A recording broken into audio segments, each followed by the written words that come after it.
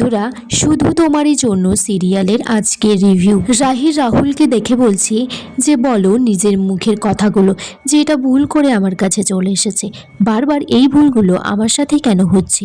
রাহি সেখান থেকে চলে যায়। হঠাৎ করে পিছনে তাকিয়ে বলছে একটা অদ্ভুত ছেলে। রাহুলের বন্ধু বলছে একই ভুল বারবার হচ্ছে, ভগবান বোধহয় কোনো ইঙ্গিত দিচ্ছে।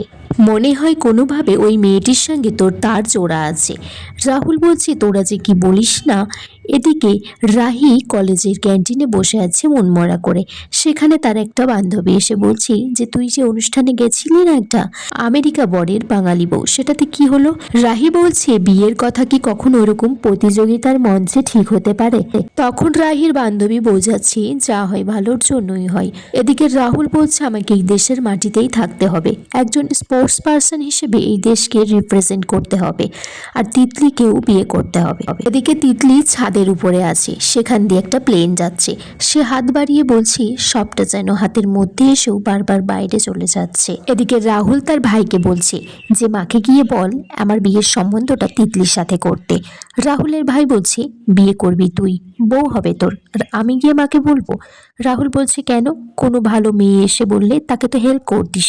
তখন তার ভাই বলছে নিশ্চয়ই কোনো সুন্দরী মেয়েদের কথা আমি ফেলতে পারি না, তুই মাকে গিয়ে বলবি মেয়েটা খুব শান্ত ভদ্র, খুব সুন্দর মিষ্টি দেখতে, আর তাছাড়া অনেক রান্নাবান্না কাজকর্মও জানে। তার থেকেও বড় কথা, মেয়েটা এই দেশেই সেটেল করতে চাই। রাহি বলছে আমি যেভাবেই হোক আমার পড়াশোনাটা কমপ্লিট করতে চাই, আমার স্বপ্নকে আমি পূরণ করতে চাই। তার বান্ধবী বলছে একদম ঠিক, তুই তো কখনোই এইসব ইভেন্টে অংশগ্রহণ করতে চাসনি, তুই তো আর 5টা মানুষের মতো নিনোস। রাহি বলছে যে আমি না হয় 5টা মানুষের মতো নই, কিন্তু আমার ঠাম্মা আমার মা তাদের তো স্বপ্ন আমেরিকা যাবার। বান্ধবী বলছে যে তুই কখনো প্রেম এইসব নিয়ে ভেবেছিস? রাহি বলছে ভাবিনি, আমি তো মনে করি উপরওয়ালা সব ঠিক করে রেখেছে, তাকে ঠিক সময় আমার কাছে নিয়ে এসে রাখবে। তখন বান্ধবী বলছে যে যদি তার স্বপ্ন হয় বিদেশ যাবার। রাহি বলছে যে আমাকে ভালোবাসবে, সে আমার দেশকেও ভালোবাসবে। রাহুল তার ভাইকে বলছে আমি তিতলিকে আমার পাশে চাই, আমি টেনিস খেলে চ্যাম্পিয়ন হয়ে দেশকে রিপ্রেজেন্ট করে জিততে চাই, দেশের নাম উজ্জ্বল করতে চাই। এদিকে রাহুলের মাকে তার ভাই বলছে যে মা তোমার সাথে না দাদা ভাই কিছু কথা বলবে। রাহুল তো কিছুতেই তিতলির কথা বলতে পারছে না। তার বন্ধু বলছে যা তুই বল, না হলে কিন্তু আমি কাকুকে সবটা বলে দেব। রাহুলের মা রাহুলের কাছে জানতে চাই যে সে কি বলবে, কিন্তু কিছুই বলতে না পারাই রাহুলের মা সেখান থেকে চলে যায়। বলছে তোর ঠাম্মিকে চা দেওয়ার আছে, আর রাহুল তোর সাথেও কিছু কথা আছে, তুই কিন্তু যাবি না এখান থেকে।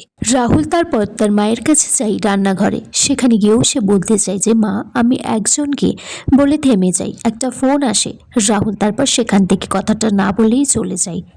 রাহুল এদিকে কলেজে গেছে, তার প্লেয়াররা বলছে যে আমাদের ফিজিক্সের একটা ম্যাম এসে বলটা তার হেয়ার পিন দিয়ে লিক করে গেছে, বলেছে যে আমাদের পড়াশোনার টাইমে খেললে সে এক্সামে বসতেও দেবে না।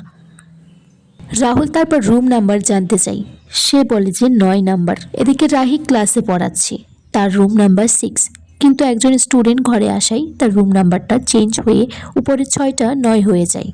রাহুল তারপর ভুল করে রাহি রুমে ঢুকে যায়। রাহি বলছে যে এটা তো একটা ক্লাস, পারমিশন না নিয়ে ঘরের মধ্যে ঢুকেছো, এটা একটা প্রেস্টিজিয়াস কলেজ। রাহুল তখন বলছে হ্যাঁ, এইরকম একটা প্রেস্টিজিয়াস কলেজে আপনি কি করে চাকরি পেলেন, মিথ্যে ঠকবাজি করে? রাহি রাহুলকে বলছে আর একটা কথা বললে ক্লাস থেকে বার করে দেব। রাহুল বলছে যে এটা আপনার ক্লাস। রাহুল বলছে কি শেখান আপনি এদেরকে, কি করে মিথ্যে কথা বলতে হয়? খাচ্ছেন এই দেশে, পড়ছেন এই দেশে, অথচ স্বপ্ন বিদেশ যাবার জন্য। রাহুল তখন বলছে আমি আপনাকে এতটা নিচে নেমে কথাগুলো বলতাম না, যদি আপনি না ওই ছেলেগুলোর খেলা পণ্ড করতেন। রাহুল তারপর মাঠে ফিরে এসেছে, বলছে একটা গুড নিউজ আছে, তোদেরকে যে প্রফেসর ডিস্টার্ব করতো আজকের পর থেকে আর করবে না। রাহি সেখানে আসে, এসে বলছে আমাকে অপমান করে এখানে এসে মহান সাজা হচ্ছে, আর তুমি যে কেমন ছিলে সেটা আমি সেদিন মন্দিরেই বুঝে গেছিলাম, যখন লাভ লেটারটা দিয়েছিলে সেটা আমি অ্যাকসেপ্ট করিনি বলে আজকে ক্লাসে এসে শোধ তুলেছ। রাহি তারপর রাহুলের মুখে 1 বোতল জুস ঢেলে দেয়, আর বলছে যারা বেশি বক বক করে না চেনে তাদের সাথে এইরকমই ব্যবহার করতে হয়।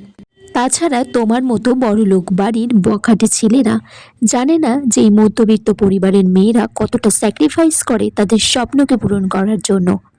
রাহি তারপর বলে যে সে এই ইভেন্টে অংশগ্রহণ করতে চায়নি, সে বাড়ির লোকের কথাই করেছে। তাছাড়া সেই দেশ তার প্রাণ, এই দেশেই সে থাকতে চায়। রাহি বলছে, আজকে যা যা বলেছি বা করেছি তার জন্য আমার কোনো অনুশোচনা নেই। একটা রুমাল দিয়ে বলে নিজের মুখটা মুছে নিতে, সাথে পারলে মনটাও। এদিকে রাহুলের বাবা বাড়িতে বলছে রাহুলের 4-5 বছরের মধ্যে কোনো বিয়ে তারা দেবে না। রাহুল তখন বলছে, তাহলে কি তিতলি আশা আমাকে ছেড়ে দিতে হবে? এদিকে রাহির বাড়িতে ছেলে দেখতে আসবে। রাহি তার মাকে বলছে, ঠিক আছে, তোমরা ছেলেটাকে ডাকো, আমি নিজে কথা বলবো। রাহুলের বন্ধু তখন রাহুলকে এসে খবর দেয় যে সে খবর পেয়েছে তিতলিকে দেখতে কোনো পাত্রপক্ষ আসছে। রাহুল বলছে তিতলিকে দেখতে কোনো পাত্রপক্ষ আসবে না। আর এখানেই আজকের পর্ব শেষ হয়ে যায় বন্ধুরা। তোমরা কমেন্টস করে জানিও কেমন লেগেছে আজকের পর্ব।